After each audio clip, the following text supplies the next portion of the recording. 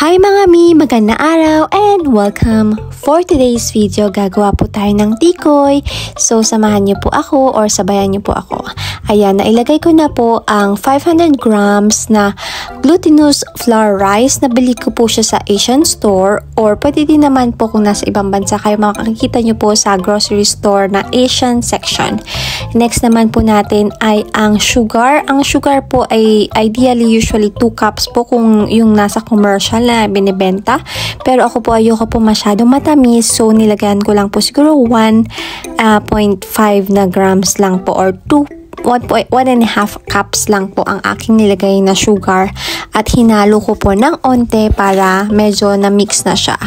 After naman yan ay maglalagay na tayo ng 500 ml water. Yes, water lang po ang aking nilagay at pwede nyo naman din po lagyan ng milk or kung ano pong gusto nyong ihalo, pero simple lang ang aking gusto na tikoy at dahil na-miss ko lang ng bongga at alam nyo naman nakatira ako sa probinsya dito sa Australia, so wala kaming ganito kundi gumawa talaga. So i-mix lang natin very well para yung texture niya is yung consistency niya ay maayos. At ayun, ng bonggang-bongga. Nga po pala late ko na po ito nagawa kasi nga nung Chinese New Year, walang available na dun sa shop. So kahit late na, at least naman late than never at talagang gusto ko talaga kumain itong tikoy at hindi naman kami pwede bumiyahe para lang bumili ng tikoy sa city, hindi po ba? Anyway, ayan, ikot pa more kapag na medyo okay na siya. Nagpakulo na din po ako sa steamer ng water. So kailangan po i-steam natin tong glutinous tikoy natin mamaya. So papakita ko din po sa inyo maya-maya. So hintay lang po tayo. So to make sure lang po yung mixture niya ay hindi malapot at hindi malabnaw. So, ayan. Ano na yung next natin? Ayan, pahintay lang. Ayan, papakita ko sa inyo. Ayan. Ito naman po is nabili namin $30 po. Very helpful na din kasi nga, alam niyo naman, na-miss natin mga lutong pagkain ng Philippines, especially ang mga dessert. Ayan. Ito pala, pakita ko sa inyo yung ilalim. Ayan, hindi pa siya masyad mainit, kakalagay ko lang. So, habang mimix natin yung gluten na 3 ingredients, siguro it takes few minutes lang i-high, na po muna, i-high nyo yung, tawag dun, yung gas. So, ayan. Na-mix ko na ng bonggang-bongga to make sure po na wala tayong nakaligtaan.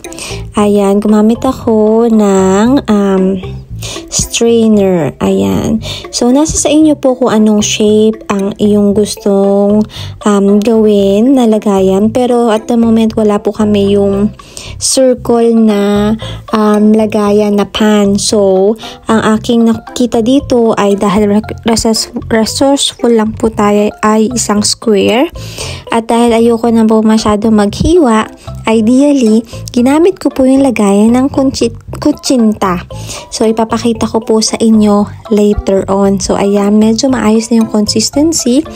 At make sure po na ganyan po kaganda ng bongga ang ating 3 ingredients. Ayan, nilagyan ko po ng oil, kahit ano pong oil na gusto nyo dahil to make sure lang po na grease siya tsaka para hindi po magdikit. Ayan, spread nyo lang po siya sa the whole na paglalagyan. Yan nga po yung nalagyan ko dahil nabili ko po yan sa Pilipinas. Dahil ayoko na maghiwa. So, medyo na-miss ko din kasi ang kutsinta. Siguro soon, someday, ayan. Ayan na, double check lang natin kasi mabilis po sa ilalim. Buo. So, ilang minutes ko lang na iwan, ganyan na siya. Ito na aming napili, ang square type na. Pwede na din yan, at least meron. At makakatipid talaga. Pwede nyo din pong panggawin ng negosyo. Pero, syempre, dito mahirap naman po dahil work, bahay ang aming ginagawa. Pero, maganda siya pang negosyo, hopefully. Ayan. Ito yung dalawang layer po kasi yung ating steamer. Ito yung lalagay ko sa ibabaw. Siguro mga 12 pieces po ata to or 14 pieces ang kasya dito sa steamer na to. Nakalagay na po ng oil yan at ni-grease natin ng bonggang-bongga para hindi po siya magdikit. Ayan, nakakatuwa yan. Oh, ayan, dami-dami nila. Ayan, pwede nyo din to ibenta in fairness.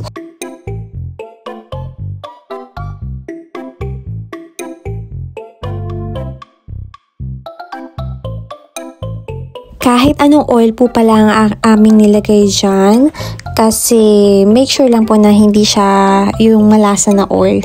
So, kayo na pong bahala. Ayan. Para hindi siya masyado mag-mark doon sa ating little tikoy. Meron tayong maliit na tikoy na shape ng kutsinta. So, ayan. Unti na lang. Ayan. Hintay-hintay lang natin at malapit na tayong mapuno itong ating sakto lang siya. Siguro nasa 1,250 grams po. Total lang ating nagawa dun sa 500 grams na glutinous rice, 500 ml na water, and 1.5 cups na sugar. So, sulit na din. Nasa inyo po kung gaano katamis ang gusto nyo. Pero, madadiabetic tayong lola. Anyway, ayan na nga. Dahil kumukulo na ang ating steamer, ayan, nilalagay natin sa gitnang layer ang tikoy na square. And then, nasa ibabaw naman po ang mga maliliit na ginawa natin. So, ayan nga po, medyo after 60 minutes po pala, dapat nyong iwan ang, iluto ba? Dahil po, ang reason naman po natin noon ay para hindi siya basta-basta, para hindi po siya basta-basta lalambot, kasi kapag less than 60 minutes po or 1 hour, mas malambot siya at mas mahirapan po tayong magluto at kasi mas madikit. So, yung maliliit na aking ginawa na parang kutsinta, 30 minutes lang po yun kasi nga maliliit, mabilis siya maluto. Ito kasi metal po, ayan, ditanggal ko na po siya at hindi ko muna siya nilagyan ng cling wrap. So, iniwan ko muna for ilang hours din kasi may summer po dito ngayon. So, hindi siya ganun kabilis na lumamig. Ayan, sinecheck ko nga. Kung makikita natin, greasy yung ilalim. So, maganda siya at hindi siya didikit. Ito na ating mga nagawang maliliit. Ito ang cute nito. In fairness naman siya. So, nasa inyo naman kung gusto nyo kung anong shape. Kung homemade lang naman at para gusto nyo lang tikman or gawin. Ayan. Samahan nyo po ako niyan. Ayan. Yung takip po pala dun sa steamer, usually dapat po lalagyan yun ng cloth para po hindi siya matuluan ng tubig. Pero hindi naman tayo magnenegosyo or anything. Pwede naman na kahit wala lang. Ito nga po pala, nilalagay ko na siya. Hindi ko na siya iniisa lagay ng cling wrap dahil ang liliit.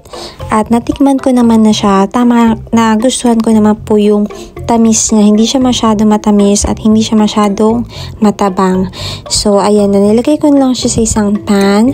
And then, i-leave po natin ng 12 hours. So, by tomorrow ko pa siya maluluto. Pero pwede naman na din lutuin. So, gusto ko lang po talaga itry how hard siya na kalalabasan. So, sabi nila, it takes din ng 2 to 3 months. Pwede nyo din po i-stock sa fridge.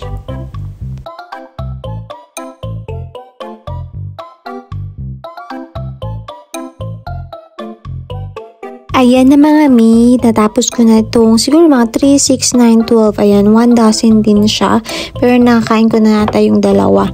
Ilalagyan lang natin ng cling wrap at i-stay ko muna sa fridge ng 12 hours. So, medyo natakam na nga ako yan at excited na akong ipakita sa inyo at lutuin at kainin natin. Kaso, strictly try muna natin tong ilagay sa fridge for 12 hours. Ayan, ready na siya at let's go. Ilagay na natin ng bonggang-bongga sa ating fridge. Ayan, ready na siya to stay there for overnight. Ayan. Yun yung isa. So, ito namang isa is ready na din siya. Ililipat naman na natin sa cling wrap para magkasabay din siya ng oras na kukunin bukas at susubukan nating lutuin. Ayan. In fairness naman, hopefully, nagawa ko naman po ng maayos. Kindly comment down below kung meron kayong any suggestion kung ano po ba yung klaseng pagka-tikoy na paggagawa nyo para next time, yun naman po yung aking gagawin. Ayan, in fairness, ayan, dito kasi talaga sa ibang bansa, craving natin ng Filipino food. So, ayan, ilagay muna natin for overnight. Ayan, the next day na, after more than 12 hours ko na po siya nakuha, but estimated lang daw is 12 hours, pwede na po yun. And i-check nyo lang po kung medyo tumigas na. So, ayan, after work ko pa po kasi yan bago nagawa the next day. So, I prefer po ng 2 egg, pero depende po sa inyo kung ilan gusto nyo. Kung gusto nyo madaming egg doon sa ating tikoy, nasa sa inyo. And then, wala na din po akong inad na iba pang ingredients. Yun lang po, ayan. Mix ko lang ng bonggang-bongga, and then kapag ready na, pwede na natin i-coated sa ating tikoy. Ito po pala yung square na aking nagawa, pero hindi ko po siya gagawin lahat kasi uunahin ko po yung parang conchita, yung bilog na maliit po na circle. Kasi, ayan. And then, naghiwa lang po ako ng maliit dyan. Ayan, papakita ko sa inyo kung satisfy naman po kayo. For me, satisfy naman ako sa aking nagawang tikoy, homemade tikoy, which is very good. Ayan, kailangan ko na talagang maluto ito dahil takam na nga po ako. At ayan, salamat po sa pagsama at pag-explore po natin ngayon. So, ito na nga po yung itlog. Ayan, i-mix na natin. Ayan, medyo malatkit pa nga. At buti nga hindi na masyado madikit. Ayan, babad ko lang po ng onte, and then kapag ready na, nagpakulo na din po ako ng, nagpainit ako ng oil sa pan, pero unting oil lang po yung aking nilagay. Sorry. Ayan, ready na nga po siya. So, ayan, ilalagay na natin maya-maya. Ayan, mukha siyang kutsintano. Ayan, mga square na yan, yun po yung nahati ko ng 1/4. Ayan siya. Ayan nga, hindi siya masyadong ng itlog. Pero okay na din yan. Pareho lang din naman. At nagustuhan ko naman siya nung lasa kahapon bago ko nilagay sa fridge. So, nasa inyo kung gaano katamis ang gusto nyo. Ayan, nilagay ko na po yan sa pan. And then, with konting oil at saka yun nga yung itlog. Wag lang po masyadong mataas, mataas yung heat. So, nasa low heat lang po ang akin nilagay kasi mabilis na din siya maluto. And then, nasa inyo po kung kaano ka-crispy or gusto nyo ba yung medyo dark or light color. Pwede nyo din po pala gawin na brown sugar kung gusto nyo na medyo dark color ang inyong tikoy. Pero I prefer po kasi itong medyo light. Next time ko, tatry ko naman po yung brown sugar. So, ayan, dahil taters na akong kumain. Ayan. And, inikot ko pa nga po ng isang set niyan dahil gusto ko yung medyo dark pa. So, yung nasa gilid, ayan, hindi ko na nalagyan ng itlog. Pero okay lang din naman. Ang importante naman po is kung satisfy tayo sa ating nagawa na tikoy na homemade. Ayun po. Ayan, and then I think nasa ilang peraso din, siguro more than 12 pieces din po yung aking nagawa niyan. And then, ayan, second set na nga po yan. Niluto ko na po lahat kasi para isahang lutuan na. And then, pwede naman din yan kainin for tomorrow. Pero I think ito na lang din yung kakainin ko for today kasi mabigat na siya sa tiyan, in fairness, kasi nga glutinous flour rice ang ating ingredients.